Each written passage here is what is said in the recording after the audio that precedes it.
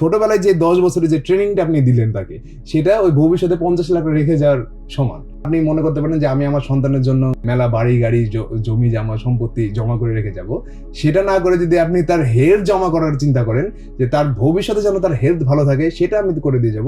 আপনি কোনো টাকা রেখে গেলেন না, তার সুস্বাস্থ্য, তাকে ডিসিপ্লিন দিয়ে গেলেন, যেটা সে ফিউচারে কাজে লাগাতে পারবে। আর সে যখন ডিসিপ্লিন হবে, সে আরো 10 জন মানুষের লাইফে উপকার ভ্যালু অ্যাড করবে। একজন ডিসিপ্লিন ব্যক্তি ছাড়া, একটা স্বাস্থ্যবান ব্যক্তি ছাড়া কোনো অসুস্থ ব্যক্তি মানুষের লাইফে খুব একটা বেশি ভ্যালু অ্যাড করতে পারে না। সে তো নিজেকে নিয়েই ব্যস্ত। সে নিজেকে নিয়ে ব্যস্ত থাকে। আমরা চাইবো যে এমন একটা সন্তান যেন আমরা বড় করি যে আসলে আরো ভ্যালু অ্যাড করবে, আর দেশ আমাকে কিছু দিবে ওটা চিন্তা না করে আমি আমার দেশকে দিব। আমি কারো কাছে এক্সপেক্ট করবো না। যখন আপনি কারো কাছে এক্সপেক্ট করবেন, তখন আপনি দুর্বল হবেন।